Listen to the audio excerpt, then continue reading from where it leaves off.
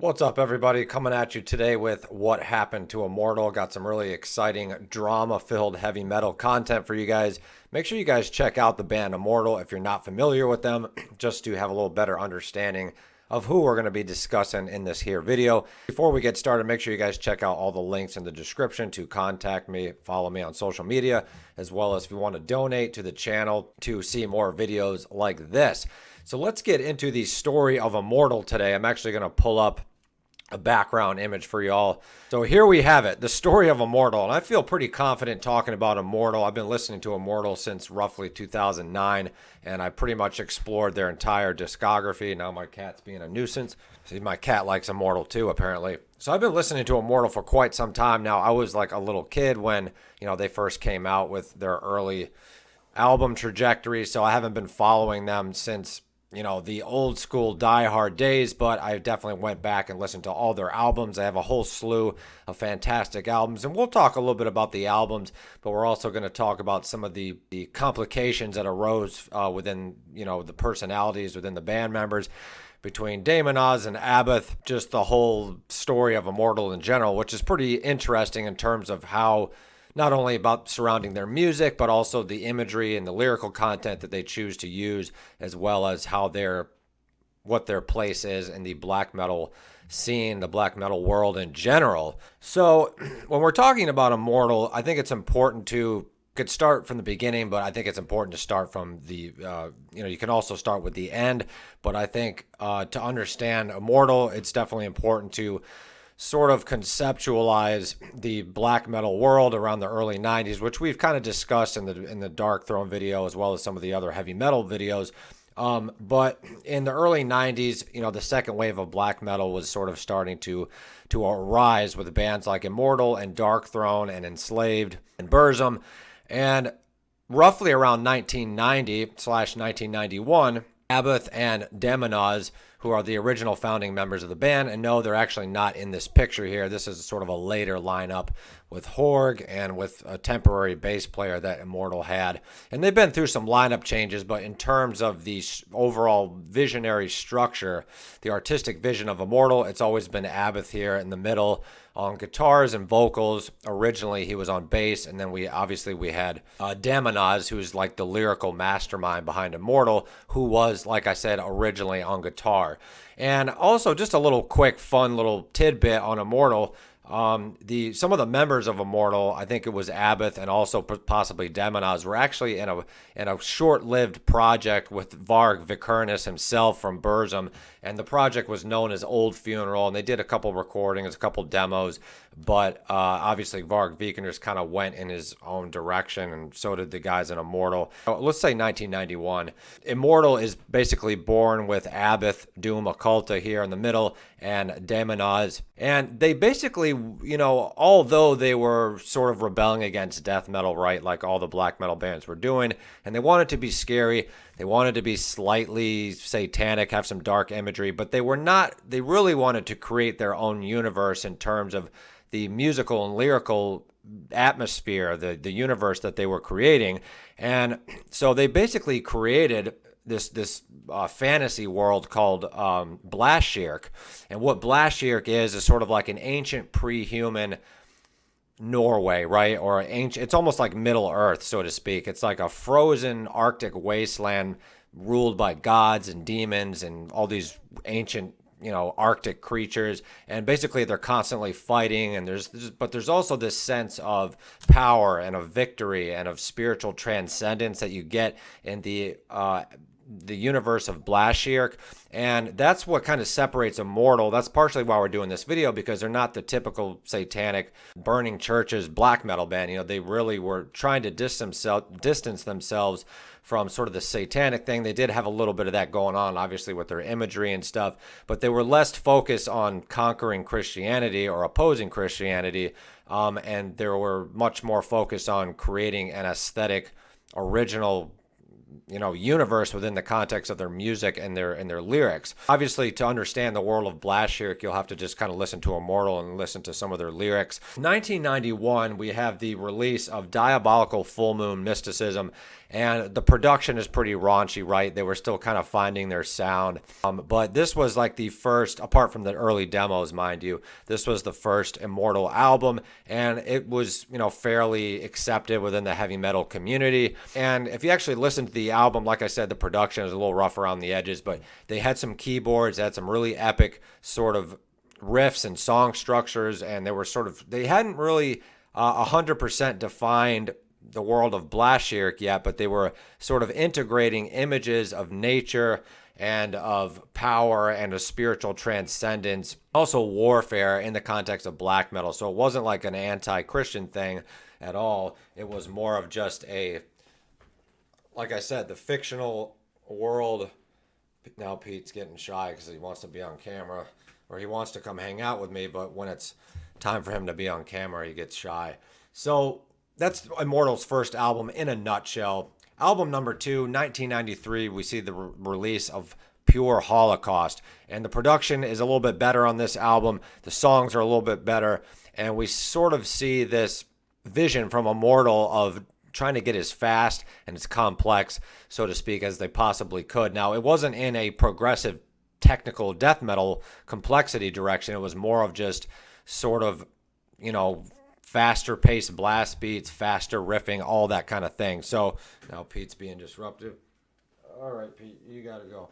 And the title itself, Pure Holocaust, was pretty controversial because a lot of people, assumed it was a reference to the Holocaust and, Hitler and all that stuff, but that really didn't have anything to do with that. Pure Holocaust just kind of meant pure destruction from the ancient forces of nature onto, the inhabitants of the world or something like that. So, we could sit here all day talking about the first 2 albums. They're actually pretty decent, but it's not until 1995. They actually skipped a year, and they did a lot of touring, and they had a drummer whose name is escaping me now, but he ended up dying, I think, of a suicide or a drug overdose. But he was a really cool drummer, and he really fit with the sound of what Immortal was going for. And actually, funny enough, on Battles in the North, 1995, they maybe didn't have a drummer at this time, and actually Abbott kind of took over the drumming duties, and he was still playing bass and writing riffs. And obviously, Damonaz was the main songwriter. If you watch the interviews from Immortal, especially the early ones, you'll definitely get a sense of what a collaborative effort creating the music of Immortal was between Abbott and Damonaz. And they would go out into the woods with torches and drink whiskey and blow fire and just try to completely immerse themselves, not only with the old nature of Norway, but also with their spiritual transcendence that they were trying to achieve with this fictional fantasy world called Blashirk. And it's not pagan metal. It's not like, pagan Celtic folk metal. It's something completely different. I think when we're talking about Immortal, that's important to keep in mind. Battles in the North is pretty much a really amazing train wreck. It sounds like a train going full speed at 300 miles per hour, constant blasting. The whole thing just sounds like you're trapped into a blizzard. The guitars are just droning. You can barely even hear what's going on. But they have these really epic parts where the guitar will go clean. Like Black and Mighty Raven Dark, that riff comes to my mind. And you'll see how Damonaz sort of constructed his songs, balancing a very fine line between chaos and just beautiful epic melodies. By the time we start talking about the older Immortal albums, when we get there, well, we're going to start to talk about some of the creative tensions or the creative differences that arise in the story of Abbott and Damonaz and Immortal. And if you look at the cover for Blizzard Beast, they're definitely and you look at this picture here, they're definitely taking a lot of cues from, the old shock rock bands like Kiss and Alice Cooper. They're sort of old school. They're fans of that old school music, but they wanted to do something a little bit more heavy metal, a little bit more in sort of the vein of Bathory or Celtic Frost, but they wanted to even progress further than that. And that's what they did with their first 3 albums, right? And especially with Battles in the North. And it's just a sort of an indescribable album. If you haven't heard it, I definitely encourage you to do it, especially if you're living in, a colder climate. It just kind of definitely puts some imagery and some sound to the winter landscape. So we're fast forwarding now. They skipped another year with their albums, and that's kind of an interesting thing about Immortal. They're not the most prolific black metal band, but they've made such an impact, which I think is really cool. And by the time 1997 rolls around, we have the last album with original guitarist and lyricist Damonaz, and that album is known as Blizzard Beast. And this basically picks up where Battles in the North left off, but the production is not quite as good, and they actually hired a new drummer. I believe his name was Horg. I think Abbott might have played some of the drums on Blizzard Beast too. I might be wrong about that, but they did have sort of a new member now, and his name is Horg. But the drum sound on Blizzard Beast just sounds a little bit like too electronic for me. It sounds a little overly triggered, and it kind of gets buried in the mix. Even the guitars get a little buried in the mix, but their songs are great. They have some really great epic songs on that album, but also some really fast stuff. And there's just some really catchy, really sludgy, memorable Immortal riffs on Blizzard Beast, and you can kind of definitely see how they're fully immersed in this art, this alternative fantasy world called Blashiark, and sort of the relationship between mortals and immortal spirits fighting the gods and battling the snow. But there's also this complete appreciation and love for the winter landscape of Norway, the ancient forests. And they do it in a way that it doesn't get into religion or to a particular faith, like a lot of bands went sort of the pagan route, like Burzum, for example. But Immortal pretty much just stayed strictly within the world of the fantasy world, the fantasy realm that they were creating. And also around this time, there was a documentary that we talked a little bit about called When the Light Takes Us, and Abbott and Damonaz were interviewed quite extensively for that. And there were some questions regarding, what were their thoughts on the whole church burnings and all the murders with Varg Vikernes and the drama between Euronymous and Varg. Basically, the guys in Immortal just were kind of sitting there with their sunglasses on. They were like, we didn't participate in the church burnings, but we did find it quite entertaining. And they both just kind of giggled.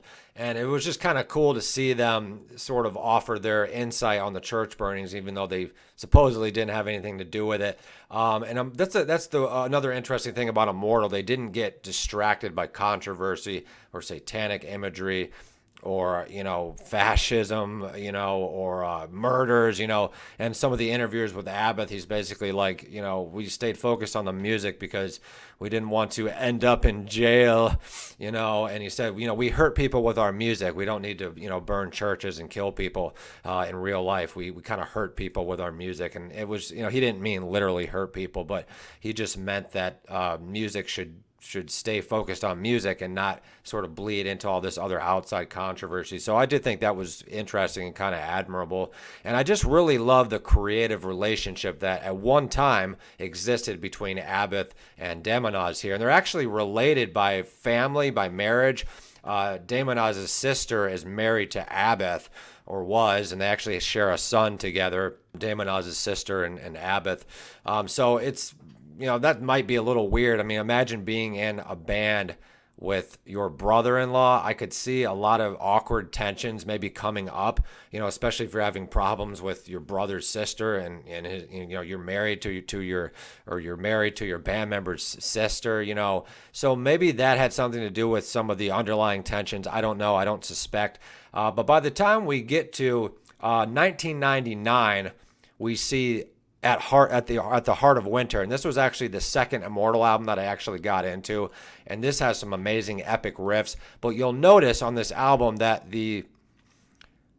I will say the musical direction, the musical sound, the song structure is at least 50%, if not 65% different. Yes, they still have blasting, they still have a lot of really fast, heavy riffs, but the songs are slowed down. It's more like power metal. It's more like thrashy perhaps, and that is by the influence of Abbott, because if you guys know about the story of Immortal, Damonaz for many years was suffering from tendinitis in his hand that was supposedly due to what he says was acute tendinitis from not warming up enough before he would play guitar. And if you've ever played fast, heavy metal guitar, or just guitar in general, you will know that you do get some aches and pains. And yes, it's important to warm up. I tend to suspect that there were some creative differences going on between Abbott and Damon Oz, and Abbott wanted to write more songs, maybe change up the style a little bit for Immortal, but it does tend, the consensus is that Damon Oz injured his arm, and he basically went to the doctor and had to go through some surgeries and some procedures, and he was told not to play guitar for quite some time, and if he was going to play guitar, he'd have to really take it easy. But Damon Oz, he was not out of the band exclusively. He still wrote the lyrics and still participated in the album production and the song structures and all that. So that's also what's interesting about Immortal, is that they're one of the only bands that had a member for a number of years that was more like this spectral ghostwriter member. He was still listed in the credits. He was still listed as a songwriter, but he didn't play live with them because, and I don't know why they didn't decide to keep Damon Oz in the band in some form, but I guess he could do vocals, but for some reason they decided not to go that route. Maybe he hadn't started doing a lot of vocals by that point, and obviously he couldn't play guitar, but maybe he could have played bass. So I'm not sure why they didn't just switch Damon Oz to the bass and then just have Abbott start playing guitar or something. So At the Heart of Winter was controversial because the sound was a little bit different. We had this better sound production, more epic song structures, much more melody. It's definitely more progressive, maybe a little too progressive in certain places, but overall the album was well received. It's one of my favorite sort of mid-period Immortal albums, right? But the band was just a little bit different. They were going in a different aesthetic. Times were changing. A lot of bands were just sort of ditching that raunchy, ugly production just for the sake of it. They wanted to actually sound good on their albums, which is what they did. So, like we said, that album was released in 1999. And then we fast forward to 1 year later with Damned in Black, which is another interesting Immortal album. They sort of had this, I don't know, this black, sort of leather imagery. It's almost kind of sensual, maybe a little bit Kiss-like, maybe a little bit, I don't know, dare I say homoerotic, but they had sort of this sort of new imagery, and the whole concept behind the band was called Damned in Black. And it has some great riffs on there and some great sort of ideas, but as a whole, it's not the most memorable Immortal album. I think partially is because they were sort of drifting briefly away from that whole Blashirk thing and sort of making more of Immortal more about the aesthetic of what they were wearing. And I think a lot of fans were kind of just taken aback by some of the, not only the imagery, but just songs like Damned in Black. It was just sort of, it seemed like it was more of like a tongue-in-cheek sort of a commentary or joke on the whole black metal scene as it was going at that time, with everybody wearing spikes and wearing studs and, looking like they were damned in black, so to speak. But it just didn't have that real sort of visceral spiritual power that Immortal was known for, in my opinion. But by the time we get to, they actually skipped a couple of years here. We don't get another Immortal album until Sons of Northern Darkness, which was released in 2002. And this was actually led up to the last Immortal album during that time period. This was kind of like the first wave of Immortal up until 2002. And Sons of Northern Darkness was a fairly successful album. They went a little bit more back into the world of Blashirk, talking about winter, talking about the struggle between the Blizzard Beasts and the Immortal Gods and Raven Dark and all that kind of cool stuff that Immortal was known for. But sadly, Sons of Northern Darkness was the last Immortal album until 2009.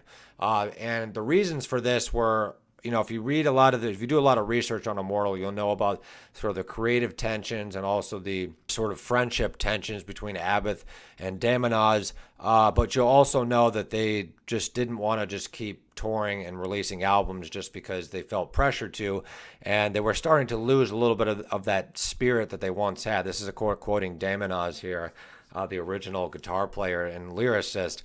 And so they actually decided to take a break for quite some time. And then 8 years went by, right? 2003, 2004, 2005, 2006, 2007, 2008, 2009. So yeah, almost nearly 9-10 years later, we see All Shall Fall. And this is when I found out about Immortal, was by All Shall Fall. And I definitely will say All Shall Fall is, a slamming album. It definitely conquers Sons of Northern Darkness or even Blizzard Beasts or even At the Heart of Winter for that matter.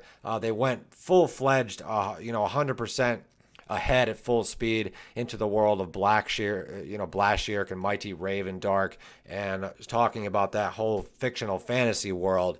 And they sort of ditched all the corniness. Immortal is always a little bit campy, right? That's just part of their aesthetic, or at least it was when Abath took over.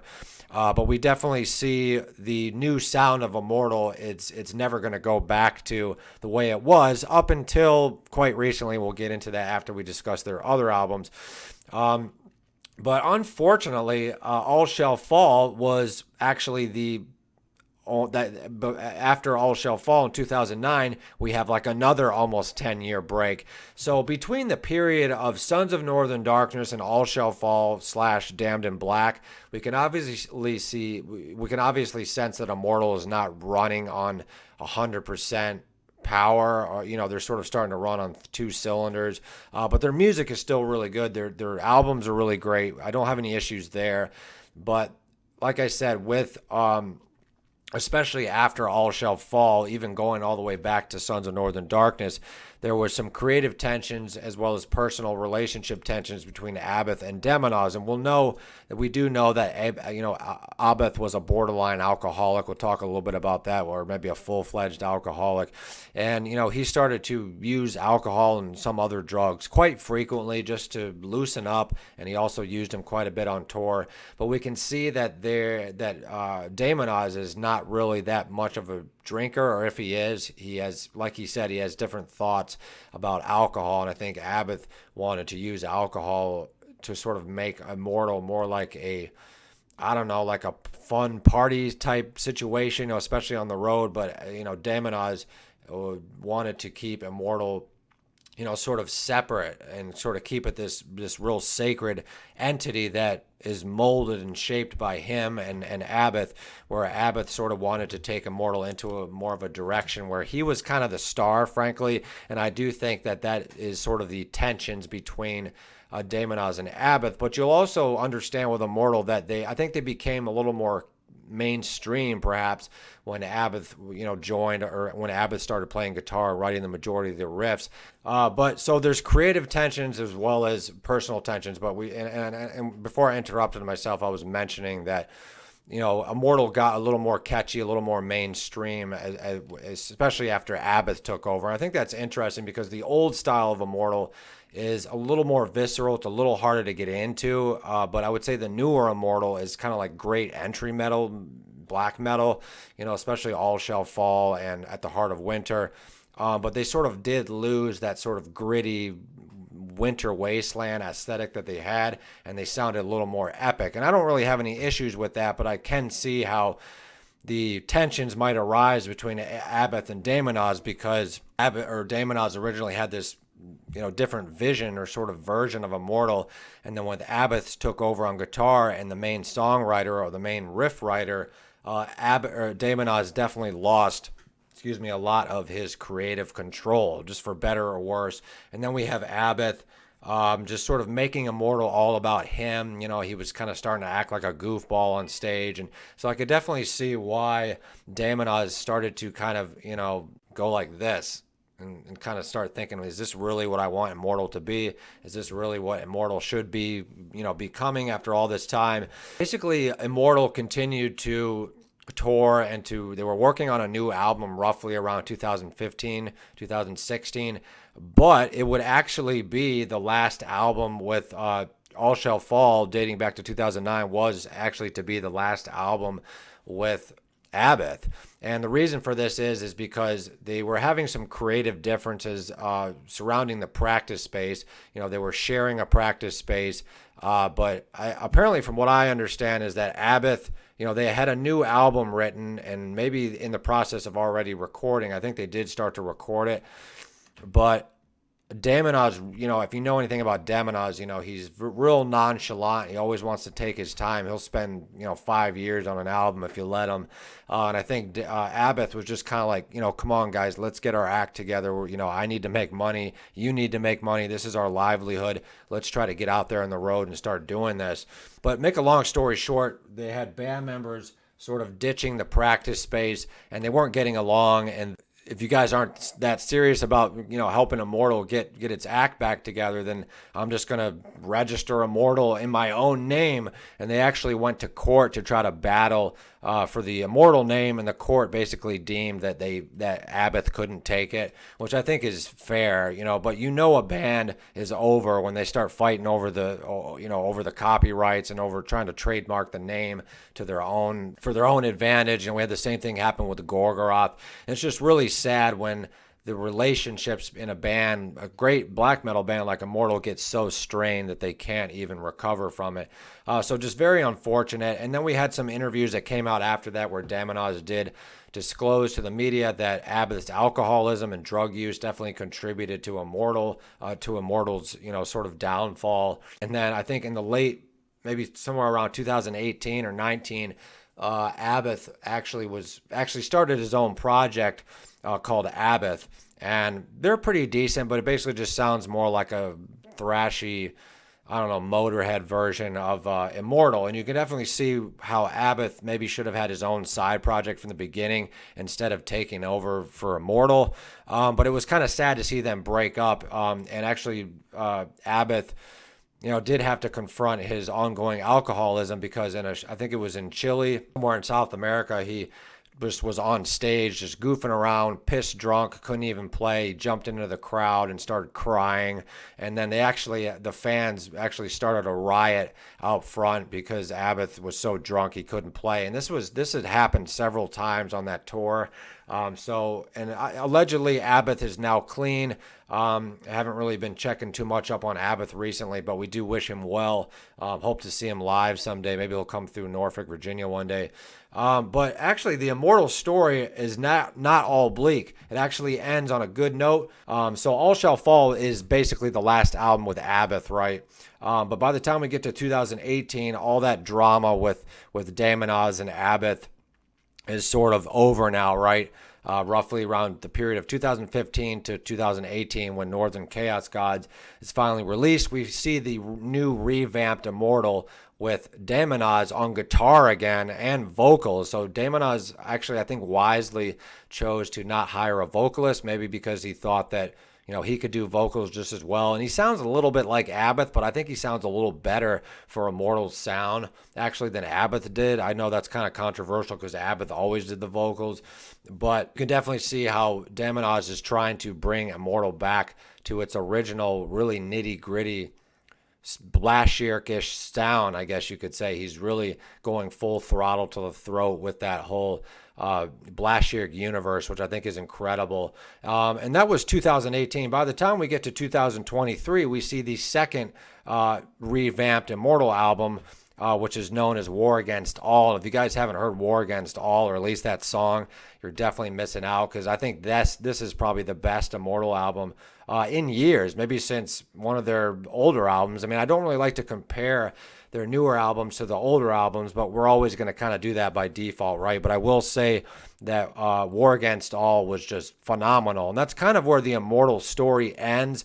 There is some speculation that was sort of based on some interviews that were done with Damonaz and Abbott, I think, where they are open to some type of reconciliation, and I do hope maybe the next 5 to 10 years we will see another revamped Immortal with the relationship between Abbott and Damonaz, maybe hopefully on the mend. Maybe they'll be able to get back together in the practice space and write some songs together, maybe even do some shows together. It's very unfortunate that it's cool that we have like two different versions of Immortal now, sort of like Abbott and, the Damonaz version. Then we have like the third Damonaz version, but then we have Abbott's solo project called Abbott, which is kind of like, a clone of Immortal a little bit.